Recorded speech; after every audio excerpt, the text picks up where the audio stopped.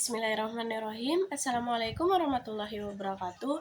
Halo teman-teman semua, perkenalkan nama saya Amelia Miranti. Saya berasal dari Prodi Pendidikan Bahasa Arab semester 6 dengan NIM 010523010003. Nah, pada video kali ini saya akan merangkum materi tentang teks debat bahasa Arab atau yang dalam bahasa Arab itu disebut munazarah.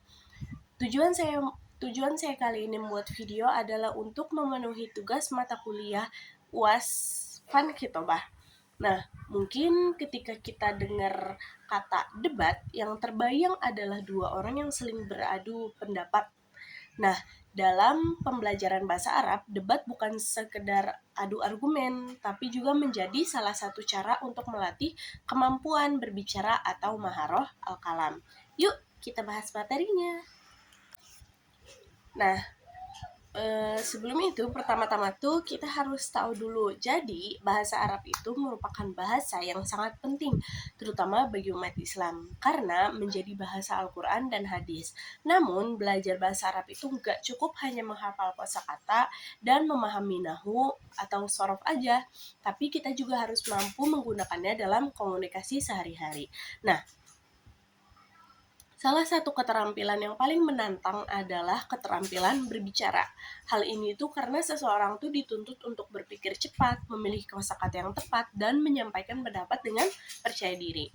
Jadi karena itulah dalam mata kuliah Fan Khitobah kali ini tuh mahasiswa tuh dilatih berbicara di depan umum menggunakan bahasa Arab. Salah satu latihan yang digunakan adalah munazarah atau debat bahasa Arab. Nah, jadi melalui debat ini tuh diharapkan pelajar itu dapat belajar menyampaikan pendapat, memberikan alasan yang logis, serta menghargai pendapat orang lain meskipun berbeda. Nah, selain itu juga debat itu membantu meningkatkan rasa percaya diri dan kemampuan berpikir kritis. Terus, apa sih pengertian munazarah itu?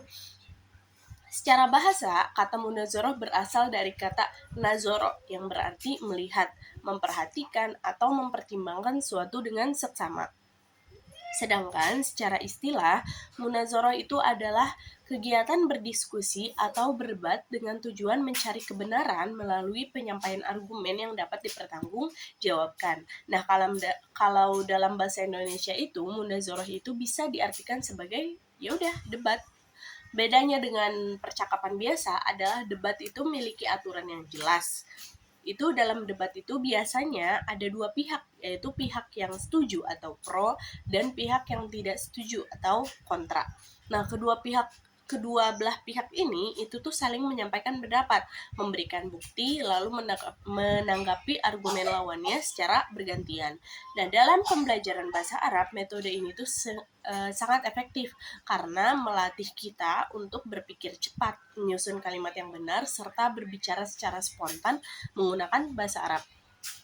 Nah, selain melatih kemampuan berbicara, debat juga melatih kemampuan menyimak. Sebab sebelum memberikan tanggapan itu ya kita pasti harus ngedengerin dulu, terus juga memahami apa sih yang disampaikan oleh lawan bicara kita.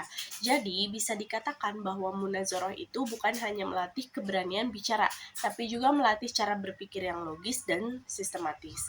Nah, debat bahasa Arab ini juga ada macam-macamnya. Itu debat bahasa Arab ini bisa dibedakan dari beberapa sisi. Yang pertama itu berdasarkan tema. Tema debat itu bisa berupa tema pendidikan, misalnya kayak tentang manfaat penggunaan gadget buat pelajar. Terus juga bisa juga bertema sosial, keagamaan, atau membahas isu-isu yang terjadi di masyarakat. Nah, terus pemilihan tema itu biasanya disesuaikan dengan kemampuan peserta agar debatnya berjalan dengan baik.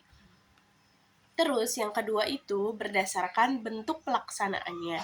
Debat juga dapat dilakukan secara berpasangan atau secara tim. Nah, jika berpasangan hanya dua orang yang saling berhadapan, yaitu pihak pro dan kontra. Jadi kayak isinya tuh cuma dua orang kalau berpasangan. Nah, kalau tim ya melibatkan beberapa orang yang bekerja sama. Biasanya setiap anggota itu memiliki tugas masing-masing. Misalnya ada yang menyampaikan argumen pembuka, argumen penguat, hingga kesimpulan. Jadi dibagi-bagi gitu tugasnya. Nah, yang ketiga itu ada berdasarkan cara pelaksanaannya. Debat itu dibagi menjadi debat formal dan debat non formal. Kalau debat formal itu biasanya digunakan dalam perlombaan atau ujian. Jadi ada moderator, ada juri, dan setiap peserta memiliki batas waktu berbicara. Sedangkan kalau debat non formal itu lebih seringnya digunakan dalam kelas sebagai latihan agar kita ini terbiasa berbicara menggunakan bahasa Arab tanpa merasa tertekan gitu. Nah, yang terakhir itu berdasarkan sifat topiknya. Itu ada debat yang membahas fakta atau kejadian nyata, dan ada juga debat yang membahas pendapat atau opini yang masih bisa diperdebatkan gitu. Nah, semua jenis debat tersebut itu memiliki tujuan yang sama, yaitu melatih mahasiswa agar mampu berpikir kritis dan menyampaikan pendapat secara runtut pakai bahasa Arab. Nah, biasanya itu tata caranya itu misalnya ada debat yang bertema tentang pentingnya mempelajari bahasa Arab bagi pelajar. Nah, tata caranya itu, debat itu diawali oleh moderator. Pasti ya, itu yang membuka acara, memberi salam, terus menjelaskan topik apa yang akan dibahas. Terus moderator itu mempersilahkan pihak pertama atau pihak yang pro misalnya. Yang pertama itu untuk menyampaikan pendapat. Nah, pihak pertama mengatakan pendapatnya.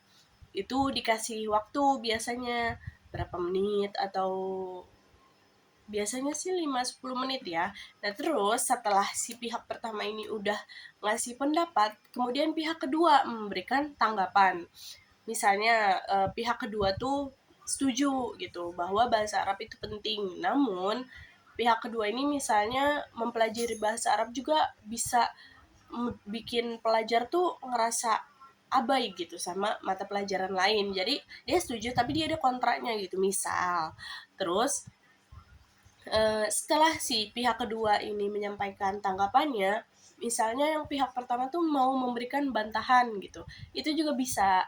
Nah, pokoknya setelah mereka sama-sama memberi tanggapan, itu terakhir moderator itu menutup debat itu dengan memberikan kesempatan juri atau penonton untuk menilai, kemudian menyimpulkan hasil diskusi yang tadi udah mereka jalanin gitu. Jadi hasil diskusi itu berakhir pro atau kontra. Nah, dari yang aku sebutin tadi itu, kita tuh bisa memahami bahwa struktur debat bahasa Arab itu terdiri dari pembukaan oleh moderator, penyampaian argumen pihak pro, terus tanggapan pihak kontra, bantahan dari pihak pro, dan semacamnya. Terus kemudian ditutup oleh moderator. Nah, biasanya tuh susunan yang kayak gini yang bikin debat itu jadi lebih tertib, mudah dipahami, dan melatih peserta menyampaikan argumen secara logis.